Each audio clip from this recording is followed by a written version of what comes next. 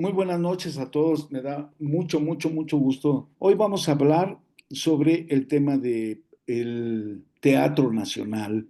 Bueno, y digo Teatro Nacional porque el antiguo Teatro Nacional, una vez que entra ya en ese proceso de cambio, que ya no es funcional, entonces se tira, ¿sí? Se hace la demolición entera, se busca un predio, se encuentra, que es el predio donde está actualmente el Palacio de las Bellas Artes, y posteriormente, esto ya lo vamos a ver en la plática, va a cambiar el nombre que inicialmente da origen al proyecto de construcción, que era Teatro Nacional, y termina siendo adoptado el rubro de Palacio de las Bellas Artes. Y ya les comentaré exactamente que se diversificó el uso de suelo de este extraordinaria edificación. Y bueno, vamos a hacer un poquito de historia. Esta es nuestra imagen que abre exactamente nuestro tema, ya conocido por todos, lo hemos visto muchas veces, pero son los detalles los que van a hacer que hoy nuestra visita sea de sumo interés, sea sumamente agradable a la escucha de todos. Y bueno, vamos a dar inicio en el predio hace muchos años, y para esto me voy a remontar a la fecha de 1601,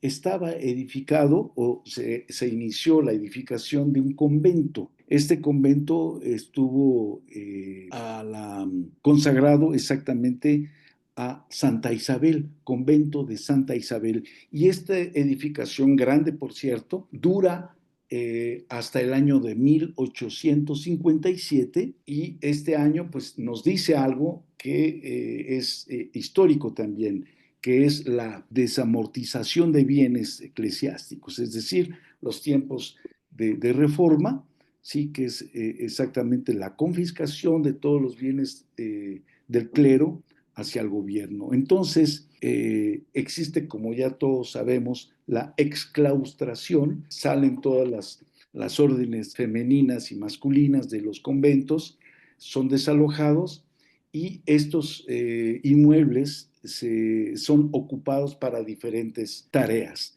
En el caso del convento de Santa Isabel, se vieron ocupados estos espacios para una fábrica de seda. También hubo en este mismo lugar unos espacios, imagino que debieron haber sido las celdas, unos espacios de habitación extremadamente muy modestos, y estos fueron adjudicados a los trabajadores de esta empresa de seda, ¿no? De hilos de seda. Aparte, como pues era un predio bastante grande, se utilizaron para otras actividades, sobre todo comerciales. También había bodegas, etcétera. Y exactamente de la fecha de 1857 hasta el año 1900, exactamente uno, se ocupó este terreno, porque ya en 1902 se tira totalmente, se limpia el terreno, que hoy exactamente ocupa una superficie de 7.500 metros cuadrados, que es lo que tiene la superficie del edificio, y se empieza, independientemente bueno, ya de todo el proyecto, pero se inicia con todo el estudio del subsuelo. Empieza exactamente en 1902. Se llama memoria de cálculo. Y esta memoria de cálculo fue hecha por un arquitecto, un ingeniero mexicano, que lamentablemente, bueno, sí lo voy a comentar porque es importante ya desde ese tiempo. El ingeniero Garita, de nacionalidad mexicana, trabajó en conjunto con quien ya sabemos que es el arquitecto en jefe, Gonzalo Garita, era el calculista, y él es Adamo Boari. Adamo Boari, el arquitecto de nacionalidad italiana, al ver el estudio de la memoria de cálculo, no estuvo de acuerdo y se manifestó ante el gobierno del presidente Díaz en que él no estaba de acuerdo con los cálculos y no estaba de acuerdo con el estudio que este ingeniero hizo. Para tener nada más una pequeña relación, este ingeniero no era ningún improvisado, de hecho, él fue este Gonzalo Garita fue el ingeniero, uno de los dos ingenieros constructores del hotel de la Ciudad de México, el que está exactamente en el Zócalo. Y me parece que es 16 de septiembre, se me olvidó, o Cristiano Carranza, perdónme si me equivoco, pero ¿a qué edificio me refiero? Ese fue calculado y edificado por Gonzalo Garita. Entonces, estamos viendo que no era ningún improvisado. ¿Qué ocurre?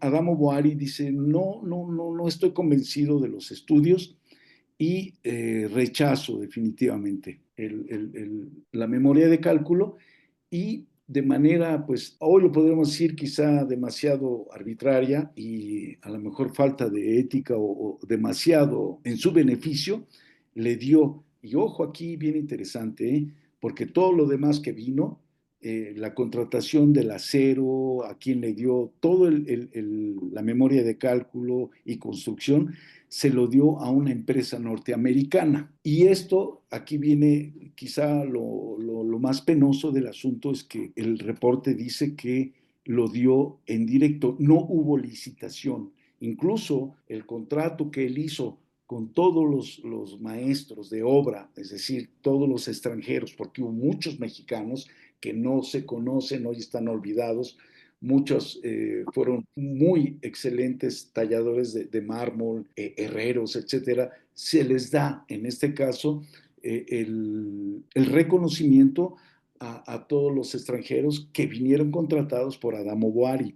Entonces, hubo, por ejemplo, de Hungría, Gesa Marotti, por mencionar, estuvo Agustín Querol, español, y otros italianos que voy a mencionar ahorita, y que participaron en diferentes áreas, elaborando diferentes objetos del Palacio de las Bellas Artes.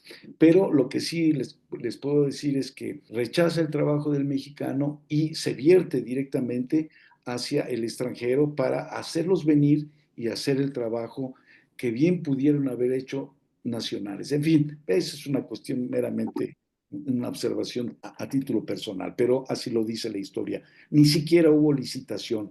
Esto lo hizo y de alguna manera coaccionó al gobierno porque el gobierno también dijo, bueno, él es mexicano, dice, sí, pero no me gusta su trabajo y si no me lo das a mí, pues me llevo mis planos y me llevo mi trabajo y se acabó. Finalmente ni siquiera eso, ni siquiera terminó porque hay que tener en cuenta que entró en crisis el gobierno y el país al estar ya en el estallido de la revolución que inicia en 1910 y esto hace que la obra, aparte de algo que voy a mencionar ahorita que es muy, muy importante, inicia como retraso todo el proceso de construcción del Palacio de Bellas Artes. Ok, bueno, entonces seguimos. Estamos aquí viendo todo el acero con el que es construido, lo trajeron exactamente desde de Estados Unidos y si no me equivoco, debió haber sido desde Chicago. Se lo dieron a una compañía norteamericana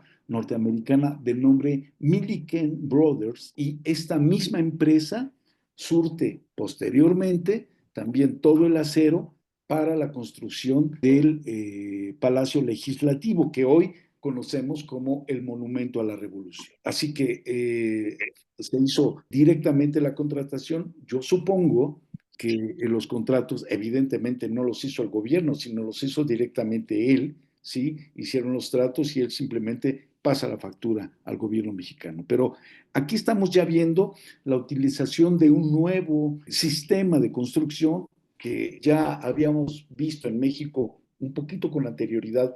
¿Y a qué me refiero con anterioridad? Me refiero exactamente al Palacio de Hierro, por ejemplo. Y de ahí el nombre, ¿no? Que se utiliza esta estructura de hierro con hormigón o hierro con hormigón armado. Y esta técnica es una técnica de la Escuela de Chicago, nace también en Europa a través de lo que es la revolución industrial y propiamente recibe un nombre ya posteriormente aquí, más evolucionada en México, porque también viene la contracción desde el nombre en lengua francesa, que es Art Nouveau, que es la contracción de las artes nuevas o el arte nuevo, y que es la primera manifestación en arquitectura que da inicio perdón, finales del XIX, finales, con inicios del siglo XX, es decir, termina en los 1800, inicia en el 1900, y después le sigue como una consecuencia el Art Deco, que en este caso es también la contracción de art decoratif, es artes de decoración o artes decorativos, y esto tuvo que ver exactamente con esas grandes exposiciones internacionales que incluso dio pie a la famosa Torre Eiffel, ¿se acuerdan ustedes? Ya la utilización de hierro, kioscos, garitas, estaciones de tren, que es lo mismo, muchas cosas se empezó a utilizar este tipo de sistema que también es adoptado ya en los Estados Unidos, y de los Estados Unidos permea exactamente hacia el principio del siglo XX en México. Entonces, tenemos quizá la prueba, un antecedente antes de el Palacio de Hierro, que fue unos años antes, y vemos ya este armazón, este esqueleto del Palacio de las Bellas Artes. Se hace una cimentación, eh, se hace primero de tezontle, y después viene un armado, porque es una plancha de qué es lo que va a sostener exactamente esta pesadísima estructura, y exactamente el tezontle se puso con la idea de evitar un hundimiento. Y es aquí donde les estaba yo comentando ese desacuerdo que hubo entre esa primer memoria de cálculo y la segunda. Este hombre mexicano conocía perfectamente bien el terreno, pero Adamo Boari no estuvo de acuerdo, quizá por una cuestión económica. Eso es nada más una expresión bien personal, ¿no? Pero empieza exactamente la edificación en el año 1904, aunque los trabajos de cálculo, etcétera, empiezan en el 1902. Ya para 1904 empiezan, y la primer piedra se pone, se inaugura ya, de hecho, oficialmente los trabajos en 1905. Y obviamente, pues la placa conmemorativa da, sí, el que inicia los trabajos, pues es bajo la tutela y la anuencia del presidente de la República, general Porfirio Díaz Mori.